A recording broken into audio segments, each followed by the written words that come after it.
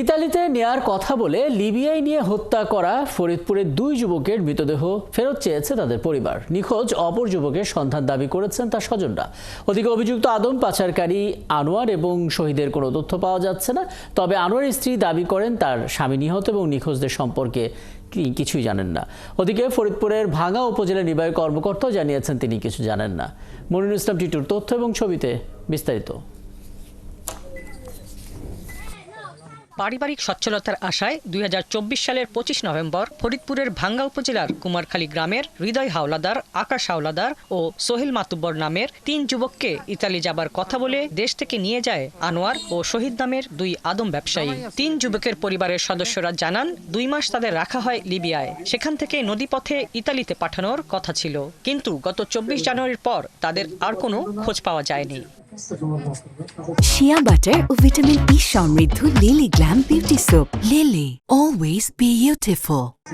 গত 31 জানুয়ারি লিবিয়া থেকে হৃদয় ও আকাশের গুলিবিদ্ধ মরদেহের ছবি পাঠানো হয় পরিবারের কাছে। এখনো খোঁজ নেই সোহেল মাতুব্বরের।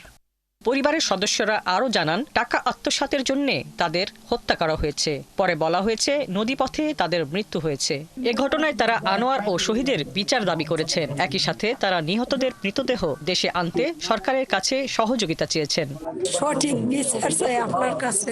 অনুমান 2 মাস 2.5 মাস আসলো রুমে, তারপরে গেম দেওয়ার নেওয়ার পর আর তার কোনো খোঁজ হয় নাই। এদিকে নিখোঁজ সোহেল মাতুব্বরের খোঁজ জানতে চায় তার পরিবার। আর আমার ছেলে যদি বাইসে থাকে আমি কানে শুনবার চাই, ছেলে আছে কথা শুনবার চাই। স্বামী নিখোঁজ, সে বাইজাছে না মরে গেছে সেটা আমরা জানি না, সেটার আমরা লাশ চাই। বাইসে থাকলেও খোঁজ চাই, আর মরে গেলেও তার লাশ চাই।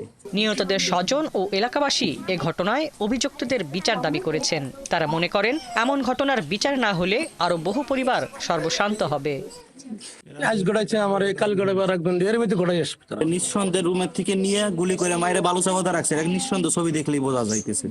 এদিকে আদম ব্যবসায়ী আনোয়ারের স্ত্রী রুমা বেগম জানান তার স্বামী নিহত ও নিখোঁজদের নেয়ার সাথে যুক্ত ছিলেন না।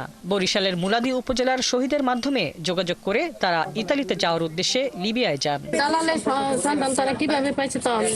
আর ফরিদপুরের ভাঙ্গা উপজেলার নির্বাহী কর্মকর্তা মোহাম্মদ মিজানুর রহমান জানিয়েছেন এ ঘটনায় এখন পর্যন্ত কেউ প্রশাসনের সাথে যোগাযোগ করেনি। পরিবারের পক্ষ থেকে যোগাযোগ করা হলে প্রয়োজনীয় ব্যবস্থা নেওয়া হবে।